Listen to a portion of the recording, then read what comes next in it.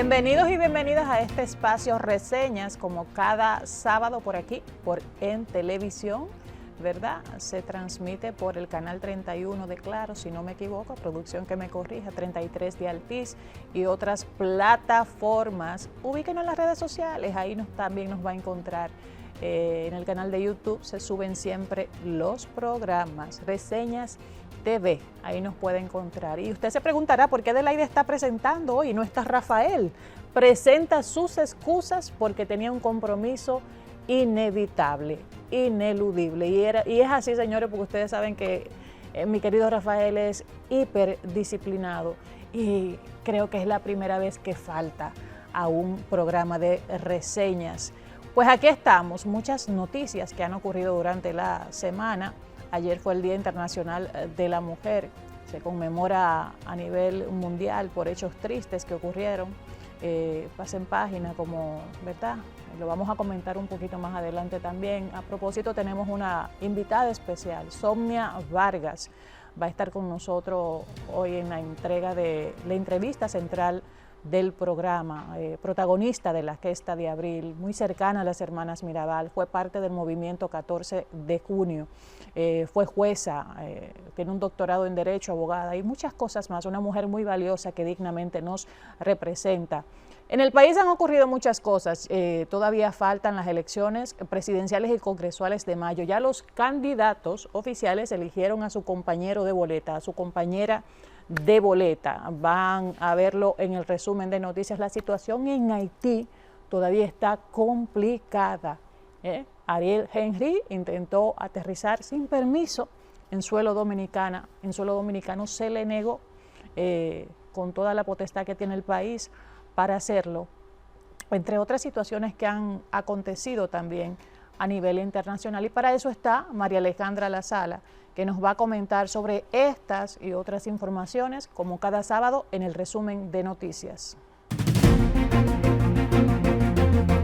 Muy buenas noches, bienvenidos al resumen de noticias de su programa Reseñas. Iniciamos esta semana informativa con los logros alcanzados por el gobierno con respecto a la mujer, donde el presidente Luis Abinader informó que los embarazos en adolescentes pasaron de 32.061 en el año 2019 a 23.070 en el año 2023.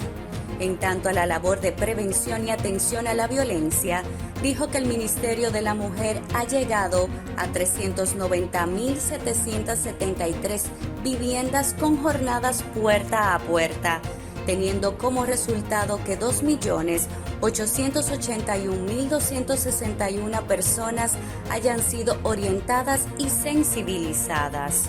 La Junta de Aviación Civil emitió una resolución con efecto inmediato en la que suspendía las operaciones aéreas de pasajeros y carga desde y hacia Haití. Así lo informó el presidente del organismo, José Marte Piantini.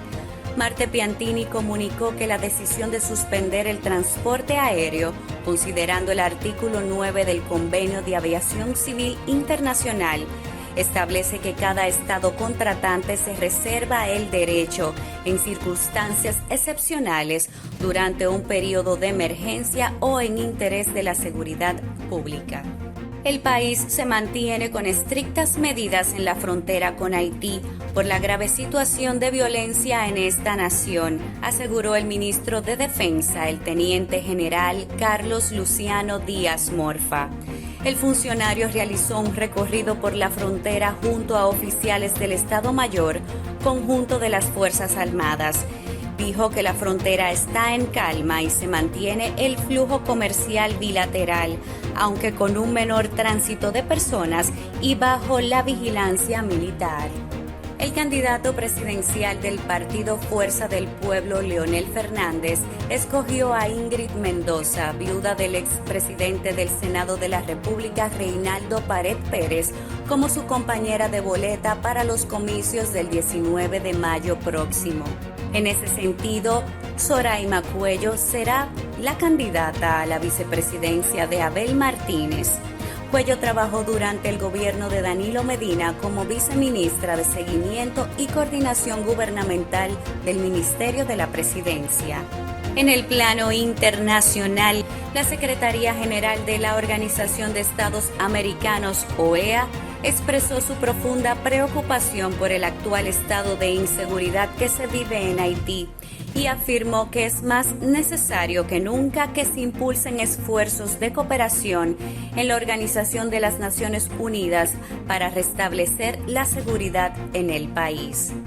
El avión privado que transportaba al primer ministro Ariel Henry se vio obligado a aterrizar en el aeropuerto Luis Muñoz Marín de Puerto Rico, tras la negativa de aterrizaje en el aeropuerto Toussaint Louverture de la capital haitiana, porque dicha terminal se mantiene como blanco de tiroteos cuyo control intentan tomar las bandas criminales. De igual manera, las autoridades de seguridad del Estado Dominicano evaluaron por varias horas la situación y finalmente tampoco autorizaron la entrada a suelo dominicano.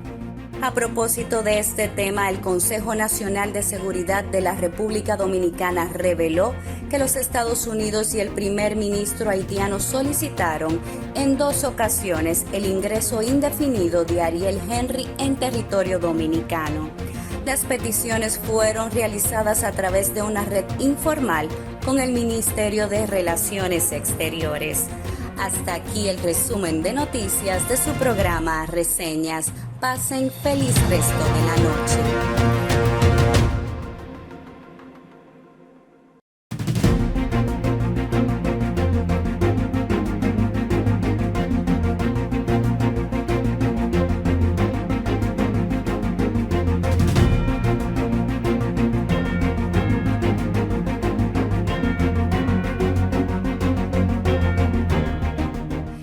Entrevista central de Reseñas nos acompaña Somnia Vargas, mujer combatiente de la Revolución de Abril.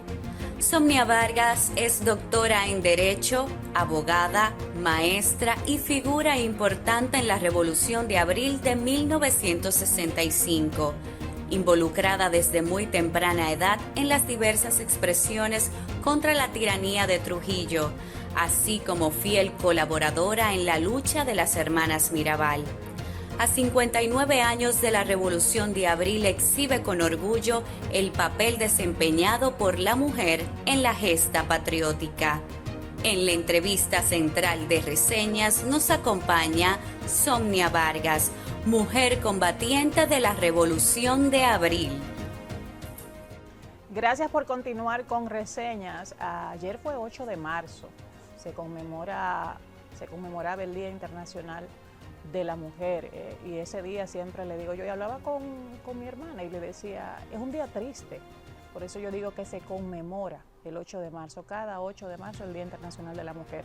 Y si usted pasa páginas, recoge muchos hechos lamentables en los cuales las protagonistas fueron las mujeres que hasta perdieron la vida, desde la fábrica Cotton en Nueva York, unas mujeres que exigiendo sus derechos laborales por mejores condiciones, pues en un incendio perdieron la vida, le cerraron la puerta, no pudieron salir, y otros hechos más que se sitúan en otras naciones también, pues forman parte de esos acontecimientos que nos hacen reconocer cada 8 de marzo, y yo digo que debemos hacerlo todos los días, cada segundo, el Día Internacional de la Mujer. Y hoy tenemos una invitada en Reseñas, este espacio que es de ustedes, que representa bien a la mujer, que le ha representado desde sus tiempos de adolescencia. Le damos la bienvenida a Somnia Vargas, abogada, doctora en Derecho, catedrática. Sonia, bienvenida a Reseñas, un placer. Muchas gracias por la invitación, gracias por la reseña que está haciendo. Sí. Y estoy aquí para responderle lo que ustedes quieran. Nuestro querido Rafael, que es amigo suyo, lamenta muchísimo no poder estar aquí. A él le encanta la historia, le encanta hablar de todas las cosas que forman parte del presente, y yo sé que cuando él vea esto va a decir, cónchale, yo no pude estar ahí, pero le manda un fuerte abrazo y también le envía las disculpas. Creo que fue mi alumno. Ya usted sabe, un compromiso ineludible, como lo decíamos en la presentación del programa, pues impidió que mi querido Rafael estuviera aquí. Ustedes se preguntarán quién es Somnia Vargas y por qué la traemos aquí a Reseñas. Pues señores, es una figura estelar, formó parte de esa gesta de abril de 1965, pero yo quiero, Somnia, que nos comentes un poquito de tus inicios antes de entrar al movimiento 14 de junio. ¿Qué influyó para todo eso? Para que tú formaras parte de ese movimiento y cómo entras ya a ese mundo de la política, porque es política en tiempos muy difíciles. Yo vengo de una familia antitrujillista. Mi abuela, su esposo, pertenecía al grupo contrario al de Trujillo. Cuando Trujillo dio el golpe de Estado para coger él y desplazar al que estaba, ellos se juntaron en Salcedo, él salió en su caballo para donde el doctor González a una reunión, porque se iban al monte. Ellos eran... Pero ahí, en la reunión que estaba, llegó y al poco rato le dio un infarto y murió. Entonces, en mi casa no se hablaba de Trujillo ni se permitía. La famosa placa de que Trujillo es el jefe. Que las tenían que tener todas las casas. Las tenían que tener todas las casas y cuando se las llevaron a mi abuela, ella dijo que en su casa mandaba a ella, porque el jefe de ella murió y no lo permitió. Era mi padre y mi familia, mi tío, eran muy amigas de las Mirabales, muy amigos, y la mayoría de las veces era que lo acompañaban a Puerto Plata. Pero ese día que ya murieron, mi tío fue con Minerva a Montecristi a buscar la mudanza de ella y traerla para donde su mamá. ¿Cómo se llamaba su tío? César Vargas. Y en la noche la llamaron y le dijeron que Rufino le había prestado, que Rufino dijo que iba a irle manejando con un jeep que le prestó un amigo. Y en ese jeep fue que se fueron. Rufino no era chofer de ella, fue uno que se brindó. Por eso hace poco que se develó un busto en Conunco que se llama el busto de la solidaridad, porque él fue en un momento como solidario a llevarla a ver a su esposo. En mi casa quedaron unas medicinas que ella le iban a llevar, porque generalmente el doctor Concepción era que le mandaba la medicina y generalmente era yo que la iba a llevar. Pero ese día ni apareció el carro de papá, ni el caballo que montábamos para llevarla, porque llovió. Y eso quedó en mi casa.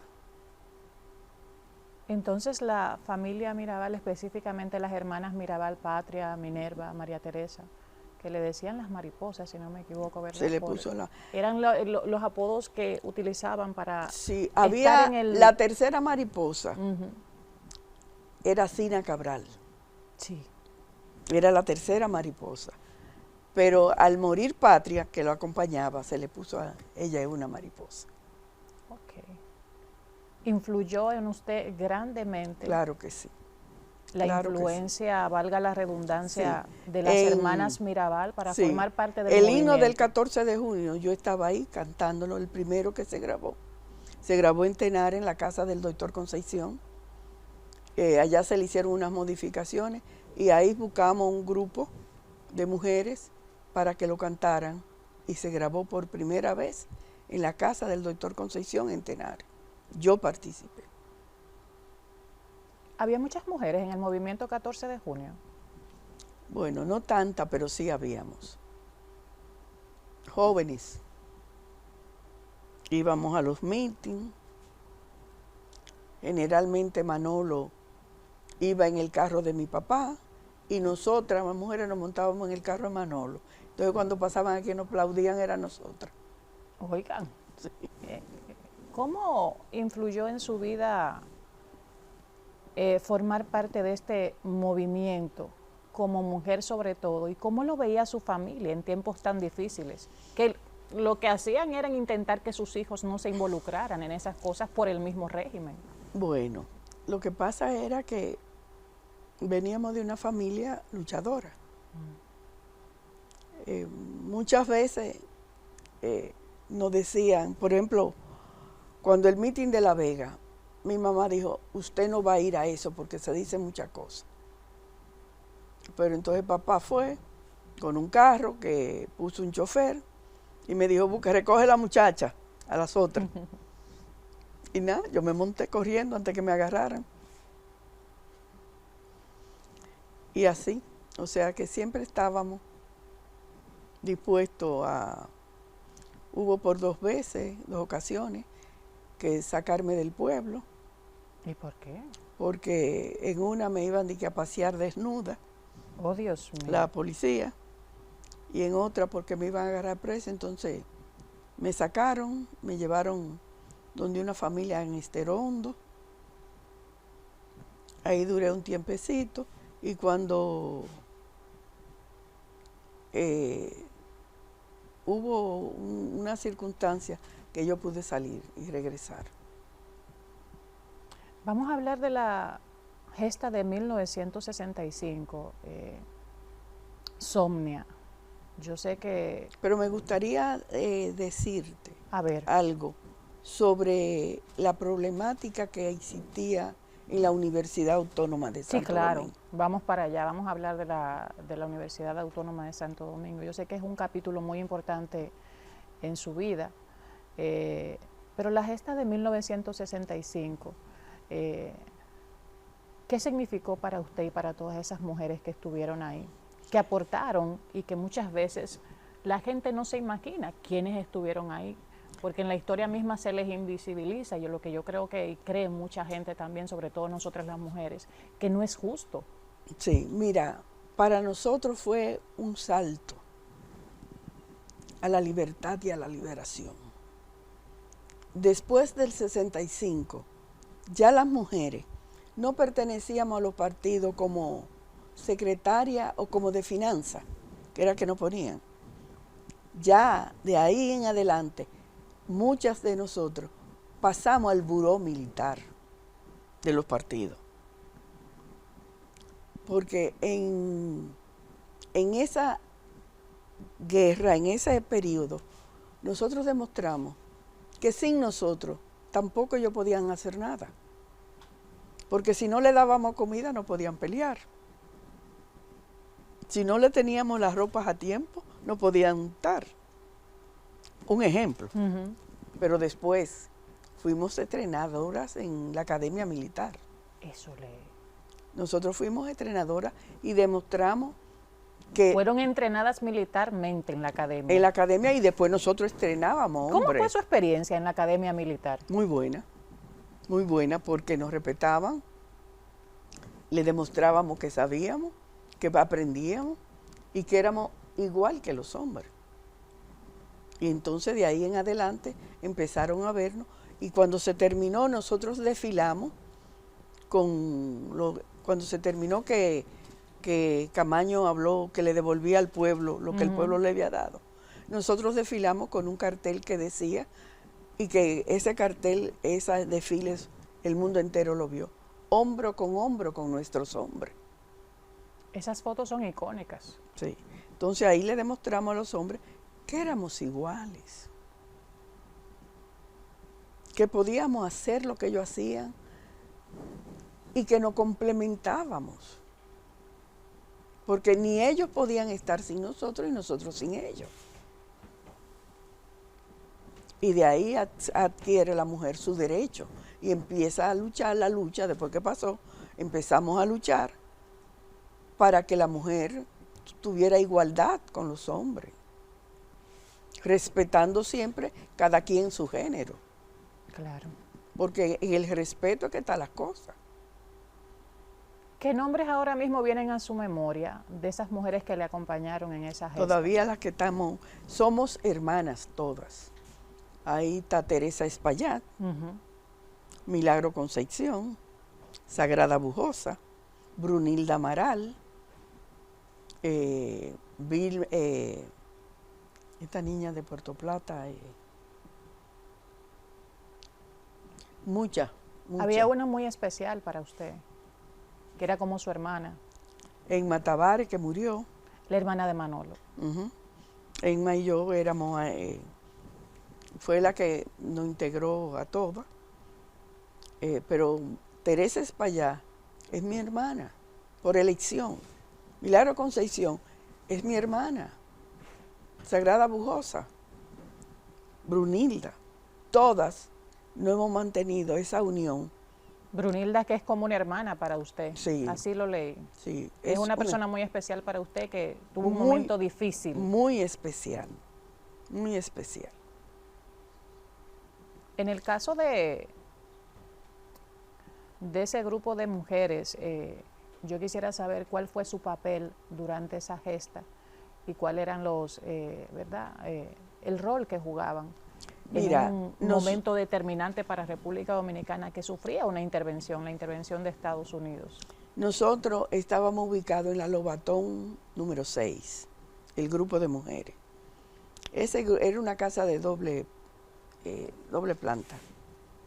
Vivíamos arriba y abajo teníamos los heridos de la guerra que después que salían del padre Villini, pero que tenían que volver y cosas, lo alojábamos allá y lo atendíamos.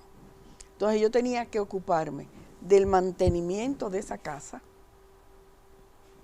de la comida, que también iban los médicos a comer y algunos de los entrenadores de la academia. Tenía personas que me ayudaban en la casa para la comida y tenía que buscar esa alimentación, que era escasa, como tú sabrás. Sí. Entonces, y todo lo que necesitaba. También me iba temprano al entrenamiento militar en la academia, pero dejaba todo ya resuelto para cuando llegábamos, que era la hora de comida, Sí. tener las comidas. Y luego, de noche, en Matabares y yo, teníamos asignado el comando de San Francisco de Macorís y el de la Romana para darle charla de motivación para mantener la moral en alto. En alto, muy bien.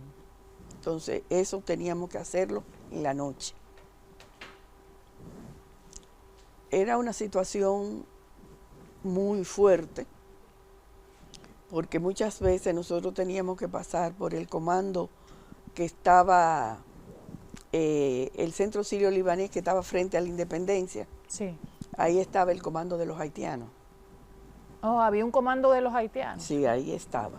Y entonces ellos teníamos que avisar que íbamos a pasar por allá, porque ellos nada más preguntaban, bueno, ¿quién vivía? ¿Quién vivía en pasado? Bueno, No, ¿quién vive? Pero eso nosotros teníamos eso de cosas para tener. Entonces, mira, van a pasar las muchachas de la academia, porque así era que nos identificaban. las muchachas de la academia. Sí, de la academia. Era la palabra clave para el acceso. Ok. Y sí, y además porque eso así era que nos identificaban a todas nosotros. Yo quiero saber, porque nos toca ir a pausa ahora, al segundo bloque, ¿cuál fue o fueron los momentos que más le impactaron a usted durante esa travesía? Porque hay que llamarle así, travesía. ¿Qué momento o qué momentos fueron los más impactantes para usted y esas muchachas de la gesta de abril? Vamos a una pausa y cuando volvamos vamos a escuchar la respuesta de doña Somnia Vargas.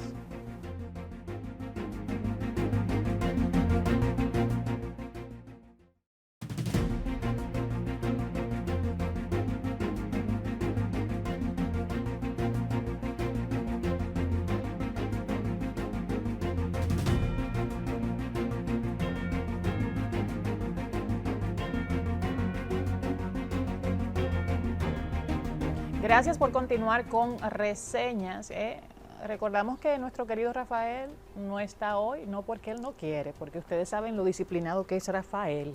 Hoy estamos hablando con Somnia Vargas a propósito del Día Internacional de la Mujer. Ella nos representa dignamente, nos ha representado y nos sigue representando. Formó parte de esas mujeres que estuvieron ahí en la gesta de abril 1965. Estuvo también muy cercana a las hermanas Mirabal, formó parte del movimiento 14 de junio que luchaba contra el régimen. Y aquí la tenemos hablando de esa participación que hay que resaltar y hay que recordar de la mujer en esa gesta de abril. Y nos quedábamos, doña Somnia, en la parte que queremos oír, porque siempre hay algo que nos impacta y que nos marca para siempre, ya sea positivamente, ya sea negativamente. ¿Cuáles fueron esos momentos o cuál fue ese momento de la gesta de abril que más le marcó, que más le impactó y que usted todavía recuerda así como si fuera ayer? Mira, te voy a hacer una situación que viví en la casa. Como era difícil conseguir comida, los heridos que teníamos, cuando la familia iba a verlo, ellos me cogían la comida. Oh, padre. Para dársela, Sí. con razón. Y yo tuve que ponerle llave donde estaba. Entonces, un día se van las muchachas para la academia, yo me quedo dando órdenes y me baño, me cambio para ir, y cuando voy a bajar,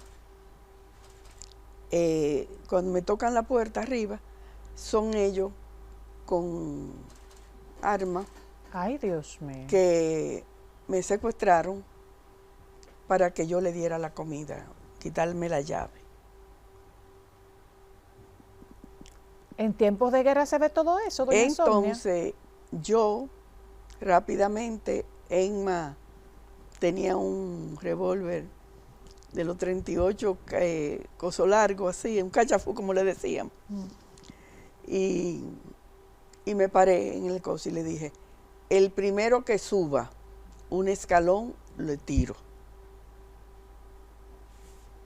¿Y qué tipo de armas tenían ellos? Un revólver ahí, no sé qué. Igual armas de fuego. Entonces, alguien avisó a un comando y vino el comando, lo cogió a todo, lo echó fuera de la casa y me rescató. Eso fue un momento un poco difícil. Yo me imagino. Ese es uno. Otro, que estábamos en la academia en una reunión en la noche, los militares extranjeros nos descubren y empiezan a tirarnos. Y la trazadora, tú la veías que te pasaban. Ay, Dios mío. Con una puntica roja, como una cosa. Ahí nosotros aplicamos todo lo que aprendíamos del raneo. De la Academia Militar. Sí, Enma y yo llegamos. Entonces, cuando pasábamos, estábamos en el Palacio de Justicia de Ciudad Nueva, sí. Ahí había un comando. Y nos decía, ¿quién vive? Y nosotros decíamos, la muchacha de la academia. Y entonces nos ayudaban. Ahí llegamos con toda la cara pelada. Estaban raneando. Y esos son dos momentos muy difíciles que yo viví. Pero después, la misma forma de vida que llevábamos y la alegría de que estábamos combatiendo a los intrusos, no nos dejaba más ver las cosas como, para nosotros morir ahí era morir defendiendo nuestra patria. No nos importaba, porque la patria estaba primero que todos nosotros. Así es. Así es. Bueno, dentro de todas esas mujeres valiosas que hay que, ¿verdad?, mencionarlas, recordarlas, rendirle tributos a las que ya no están, se mencionaba mucho Tina Bazuca. Sí. ¿Qué pasó con Tina Bazuca? Tina Bazuca estuvo con nosotros porque después de nosotros estar ahí, pasamos a un apartamento en la Avenida Independencia. Y luego nos fuimos al Colegio Santa Clara, porque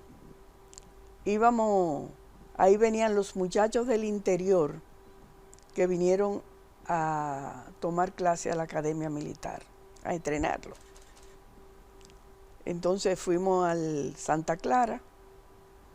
A nosotros nos tocaba, como siempre, la alimentación de todas esas personas. Y Tina Bazuca estaba ahí. Y era la que la mayoría de las veces hacía posta. ¿Hacía guardia? Sí. Se decía que era muy valiente. ¿Era tan Muy valiente como se valiente. dice? Sí, sí, muy valiente. Muy valiente. La reflexión ya para cerrar con el tema de la gesta de abril y entrar a la parte académica, doña Somnia, las mujeres en una guerra, ¿qué significa para usted? ¿Y qué les dice a esas mujeres que hoy día, con un mundo un poquito más suave en cuanto a los derechos que nos corresponden, pues qué les dice a modo de consejo y de lo que significó para usted y para todas esas muchachas esa revolución? Primero, se debe agradecer, ser agradecido, porque si hoy los derechos de la mujer están un poco en respeto por los hombres, se consiguió ahí. En ese momento, todos éramos iguales.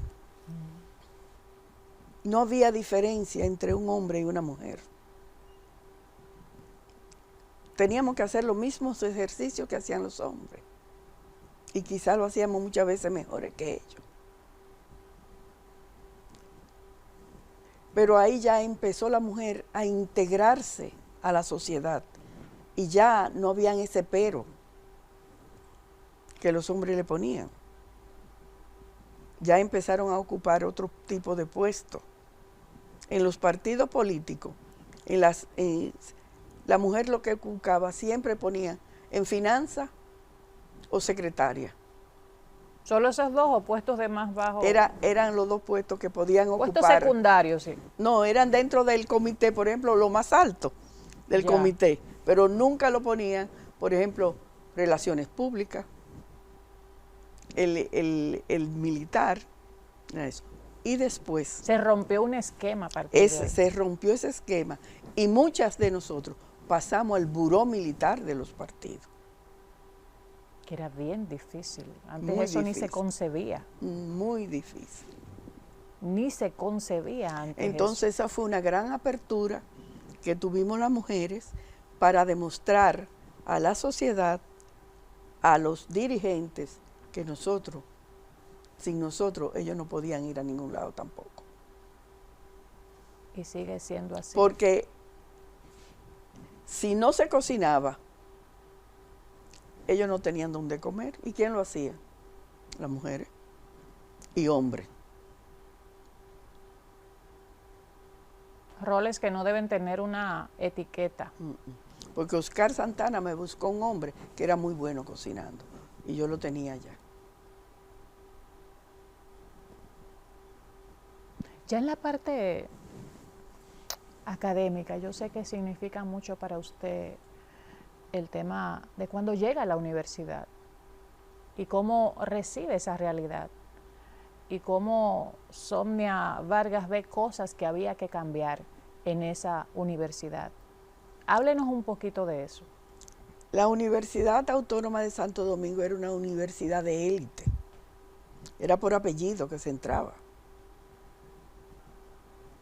Cuando yo entré, que fue en el 62, tuve que presentar eran 3 exámenes, 4. 3 orales y 1 escrito. Los hombres tenían que ir con saco y corbata. Trajes, a la UAS de entonces. A la UAS de entonces. Y las mujeres teníamos que ir con taco y con trajes bonitos. Por primera vez, yo me puse una media nylon cuando fui a coger los exámenes. Y me picaba, como que me dio alergia. No las aguantaba. No la aguantaba. Y le dije a una compañera, tápamela. Ay, que me la voy a quitar.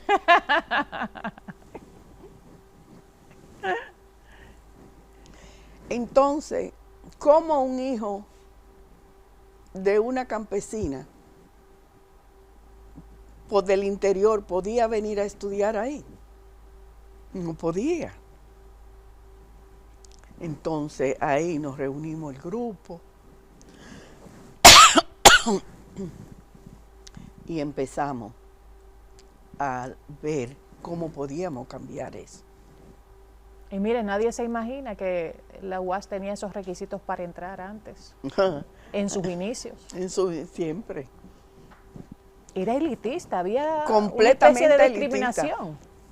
Y yo tenía un tío que estudiaba, que en esa época eran 100 pesos la inscripción. ¿Tú sabes lo que valían 100 pesos? 100 pesos en esos tiempos era mucho dinero. Pero mucho. Sí. Mucho. Beba así un poquito de agua. Pero ciertamente, en la parte esa de ya su entrada a la universidad, recordemos que usted tiene un doctorado en Derecho, abogada, catedrática, militar, es muy importante en una época muy difícil para la mujer. Pero en la UAS, ¿qué cambió? ¿Qué pudo usted lograr que cambiara en favor de esa clase que no podía tener acceso? Lo primero por esas que nos restricciones? propusimos era sacar a los profesores trujillitas que había. Ah, ya entendemos. Eso fue lo primero que nos planteamos. Y cuando lo sacamos, nombramos un rector provisional, que fue el doctor Castaño Espaillat. Ok. Y esos grupos que sacamos fueron los que formaron a la UNFO. Mira. Que Balaguer le dio todo. Entonces después que se hicieron, ahí se crea el colegio universitario y se fueron haciendo muchas cosas hasta que vino la elección de un consejo que tuvieran representados todos los sectores, que estaba compuesto por el rector y los vicerrectores, todos los decanos, el director del colegio universitario, un delegado de los empleados, un delegado de los profesores y un delegado estudiantil. Tengo entendido que usted era la voz de los estudiantes ahí en ese consejo, ¿no? Yo, la primera mujer. Sí, la primera mujer. Que tuvo en ese consejo, yo representaba al grupo Fragua y a la Federación de Estudiantes. Con eso yo pertenecía a la Federación de Estudiantes. Ok. Que es ahí cuando se forma todo. Y ahí la lucha viene para que que esa universidad fuera del pueblo. Y se logró. Y se logró. Tuvimos varias veces presas, porque eso era tiro por aquí, tiro por allá. Gracias a Dios ya esas cosas no se ven casi. No se ven. Pero los otros días, como quien dice, sí se veían. Pues yo recuerdo cuando estaba en Puerto Plata, yo soy de Puerto Plata, pues sí, veíamos siempre en los noticiarios, huelga en la UAS, sí. huelga en la UAS. De Puerto Plata estaba Mirna Santo con nosotros. Ay, sí. Que era la esposa de Amin Abel. Ay, sí. Sí, otra estrella. Una hermana. Mire, no quiero finalizar el programa, pues ya no queda poco tiempo. Usted fue jueza. Sí.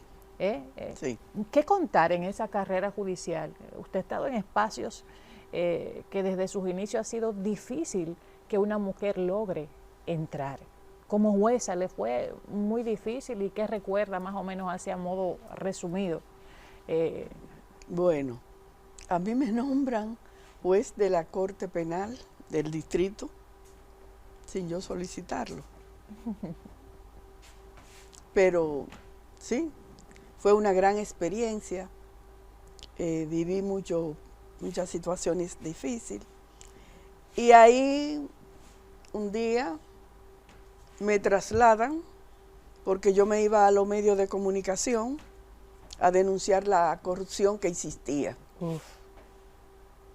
en la justicia.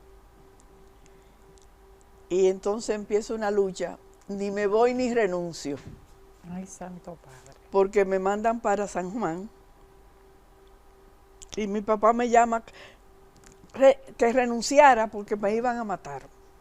Ay, Dios mío, los padres siempre preocupados por uno. Y yo le dije, pues mira, no lo voy a hacer. Y duré 3 meses yendo a los medios de comunicación y decía, ni me voy ni renuncio. Pero ya a los 3 meses me mandaban el sueldo y lo devolvía, porque no lo había trabajado. Eso no lo hace todo el mundo, doña Somnia. Y todos los jueces, uno por uno, de la Suprema, y los expresidentes de la Suprema fueron a mi casa. Ve, juramentate que mañana te traemos para acá. No, señor. No, señor. No lo voy a hacer. Ya a los 3 meses hice una carta, me convoqué la prensa, me fui al Senado, que era que nombraba, llevando mi renuncia, y después pasé donde Contín, con la misma prensa, y le entregué mi renuncia. Su renuncia. Claro, porque tenía que trabajar, porque tenía 2 hijos. Claro que sí. Entonces me quedé con la clase en la universidad. Después me buscaron para UNIBE, cuando UNIBE abrió.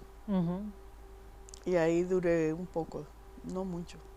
Doña Somnia, pero usted tiene que escribir sus memorias. Eso dice Roberto Casal. Mire, porque es que son demasiadas cosas que contar en el terreno militar como mujer en esos tiempos tan difíciles, en el terreno político, movimiento 14 de junio, en el terreno catedrático, en el terreno judicial. Hay que felicitarla porque no ha sido fácil, no es fácil. Ustedes le allanaron el camino a muchas mujeres que hoy podemos gozar de esos derechos y que muchas no se imaginan lo mucho que costó. Y te voy a decir que como catedrática me sentía ser madre de esos estudiantes. Ahí habían tantos estudiantes humildes. Yo le decía, lean. ¿Cuánta falta hace eso? Lean, escriban en su cuaderno, porque ese es el machete de ustedes. Exactamente.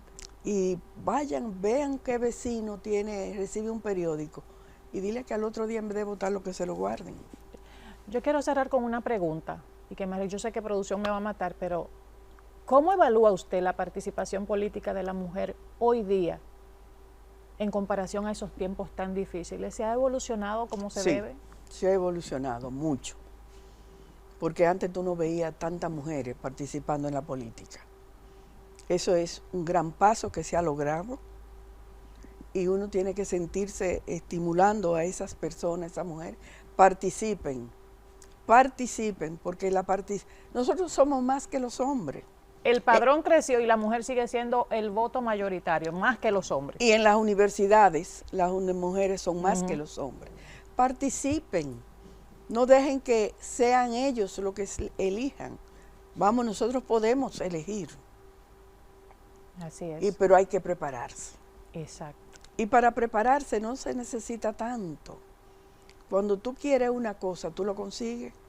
Tú quieres comprar un vestido, tú te fajas y buscas cuarto para comprarlo. Pues fájate y compra libro y ponte a leer, a estudiar, prepárate.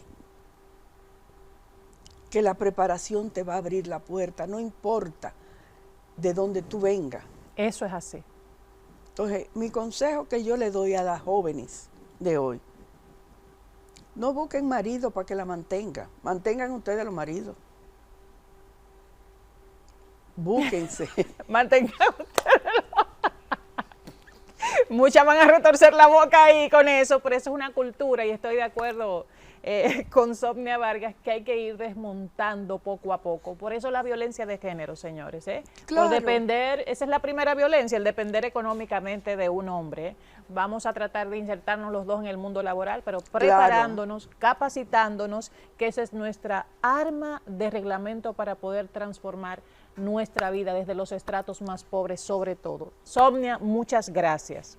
Muchas gracias por estar aquí en Reseñas. Esperemos que nos acompañe de nuevo y con nuestro querido Rafael aquí, que yo sé que desde que vea el programa va a estar diciendo, me lo perdí, pero yo sé que vamos a tenerla de nuevo por aquí. Y escriba sus memorias, escríbalas. Gracias a ustedes por estar como cada sábado con este espacio Reseñas y como siempre recomendamos que se porten bien y si se portan mal, asuman las consecuencias. Feliz resto del fin de semana. Gracias por la invitación.